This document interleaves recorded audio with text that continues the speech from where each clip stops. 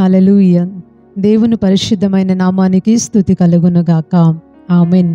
ఉదయకాలపు మన్నా అనే ఈ కార్యక్రమాన్ని చూస్తున్న మీ అందరికీ ప్రభు పేరిట ప్రత్యేకమైన వందనాలు తెలియచేస్తూ ఉన్నాను.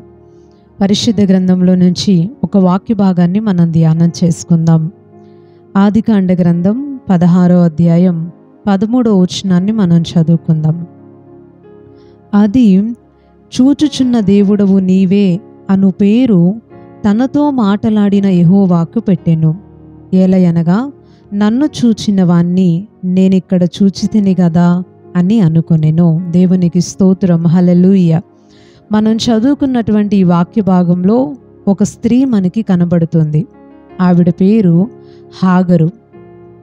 హాగరు ఈ వచనంలో ఏం చేస్తుంది అంటే దేవునికి ఒక పేరు పెట్టిందంట. ఏంటా పేరు అంటే చూచుచున్న దేవుడవు నీవే అని. దేవునికి స్తోత్రం. హల్లెలూయా. మనం ఆరాధిస్తున్నటువంటి ప్రభు అయిన యేసుక్రీస్తు వారు ఎలాంటి దేవుడు అంటే చూచేటటువంటి దేవుడు. ఈ స్త్రీ ఇక్కడ ఆ పేరు పెట్టినప్పుడు ఎందుకు దేవునికి ఆ పేరు పెట్టిందో మనసులో ఒక మాట అనుకుంది. ఏంటా మాట అంటే మనం చదివిన వచనంలోనే ఉంది. ఏలయనగా నన్ను చూచిన వాణ్ణి నేను ఇక్కడ చూచితిని కదా అని అనుకునేను. హల్లెలూయా. హాగర్ని దేవుడు చూశాడంట.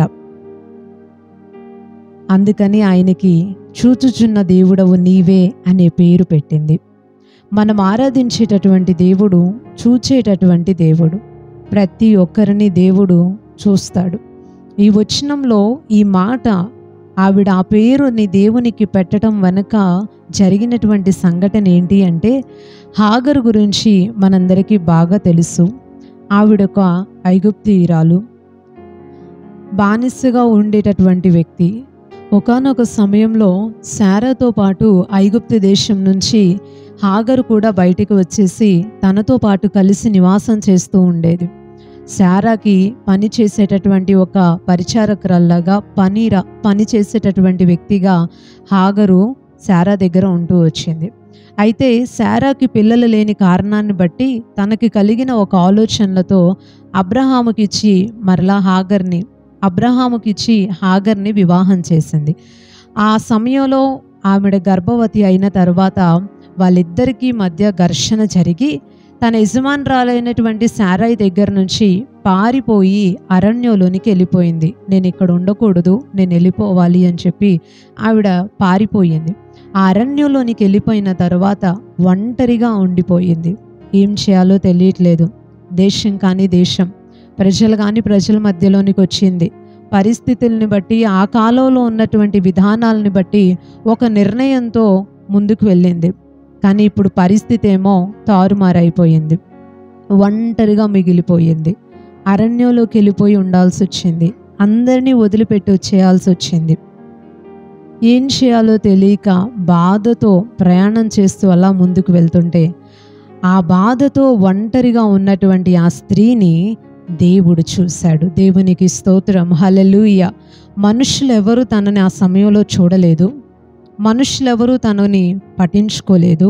మనుషులెవరూ కూడా తనకి సహాయం చేయలేదు. ఏ రీతిలోనూ ఆదరించే వ్యక్తి, పరామర్శించేటటువంటి వ్యక్తి, సహాయపడేటటువంటి వ్యక్తి తన చుట్టూ ఎవరూ కనబడలేదు. అరణ్యంలో ఒక్కతే ఏం చేయాలో తెలియక అక్కడ ఉండలేక పారిపోయి వచ్చేసింది. అలాంటి సమయంలో దేవుడు ఆ స్త్రీని చూశాడు. ఆవిడ్ని దర్శించాడు. నువ్వు మరలా తిరిగి వెళ్ళి నీ యజమానురాల దగ్గర అణిగి మణిగి ఉండు, తగ్గించుకొని ఉండు. నేను నీ సంతానాన్ని ఆశీర్వదిస్తాను, అనేక మందికి దీవెనకరంగా నేను చేస్తాను అని దేవుడు కొన్ని వాగ్దానాల్ని తనకి ఇచ్చి తనతో మాట్లాడి తనని ధైర్యపరిచాడు. ఆ సమయంలో సంతోషంతో హాగరు దేవునికి ఈ పేరును పెట్టింది, చూచుచున్న దేవుడవు నీవే అని. దేవునికి స్తోత్రం. హల్లెలూయా. నేను అంటాను, ఈ మంచి మాటని ఆధారంగా చేసుకొని ఒక మంచి విషయాన్ని ఈరోజు మీకు నేను చెప్పాలని ఆశపడుతూ ఉన్నాను.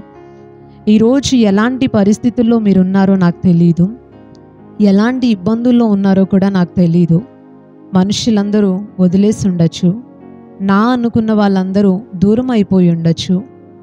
మనతో ఉంటారులే పర్వాలేదు, మనకి కష్టం వచ్చినప్పుడు సహాయపడతారులే పర్వాలేదు అనుకున్నటువంటి వ్యక్తులందరూ కూడా మనకి కలిగిన శ్రమను చూసి, మనకు కలిగిన ఇబ్బందిని చూసి, అమ్మో ఈవిడికి ఇప్పుడు మనం సహాయపడాల్సి వస్తుందేమో, మనల్ని డబ్బులు అడుగుతుందేమో అనే వేరేటటువంటి దురుద్దేశాలతో మనల్ని వదిలిపెట్టేసి, మనల్ని కనీసం ఆదరించి 4 మంచి మాటలు చెప్పి పలకరించేటటువంటి వ్యక్తులు కూడా మన దరిదాపుల్లో లేకుండా వెళ్ళిపోయి ఉండుండొచ్చు.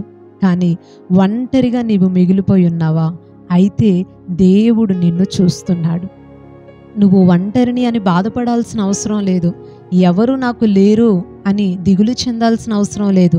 సహాయపడే వారు ఎవ్వరూ లేరు, ఆదరించే వాళ్ళు లేరు, కన్నీళ్లు తుడిచే వాళ్ళు లేరు, నేను ఏంటి, నా జీవితం ఏంటి, నా పరిస్థితి ఏంటి అని మనం కృంగిపోయి బాధతో దిగులు చెందాల్సిన అవసరం అనేది లేనే లేదు. ఎందుకంటే ఆ రోజు ఒంటరిగా అరణ్యంలో ఉన్నటువంటి హాగరుని చూసినటువంటి దేవుడు ఈరోజు ఒంటరిగా మిగిలిపోయినటువంటి మనల్ని చూస్తూ ఉన్నాడు. చాలామంది జీవితాలలో ఒంటరితనం అనేది చాలా ఏలుబడి చేస్తూ ఉంది అనేక విధాలుగా.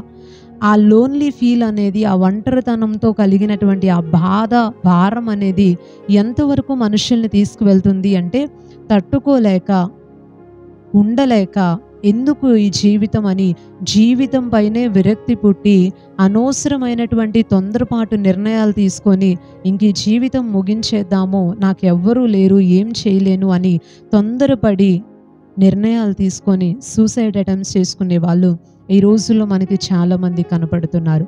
ఈరోజు దేవుని మాటలు వింటున్న ప్రియ దేవుని బిడ్డ, ఒక మంచి మాటను నేను మీకు తెలియచేస్తూ ఉన్నాను.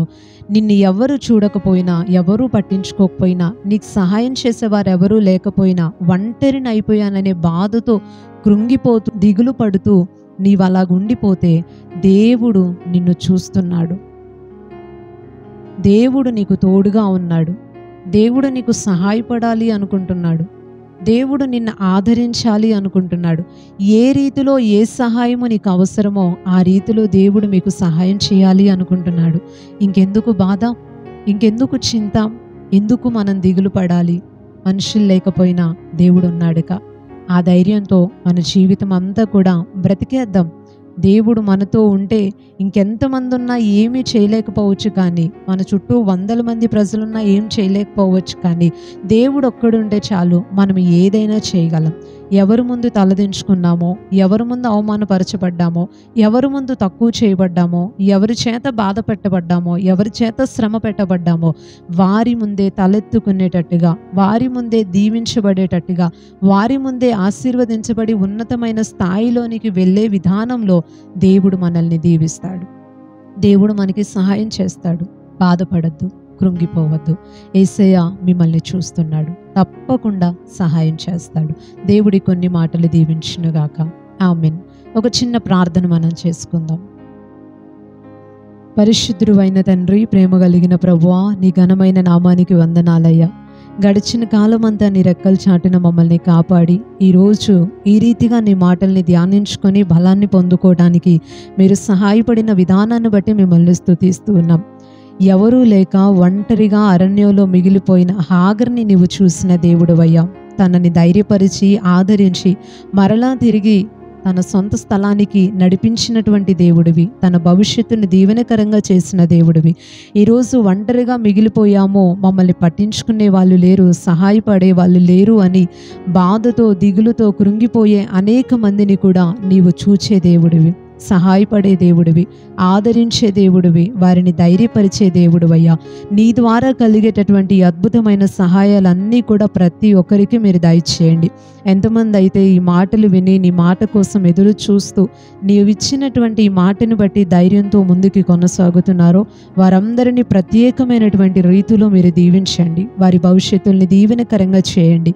ప్రతి విషయంలో నేనున్నాను అంటూ నువ్వు ధైర్యపరుస్తూ వారిని నడిపించమని నిండు మనసుతో కోరుతున్నామయ్యా. అయ్యా, ఈ రోజంతా కూడా వారు చేస్తున్నటువంటి పనుల్లో మీరు తోడుగా ఉండండి, సహాయపడండి. అంచెలంచెలుగా ఆశీర్వదించండి.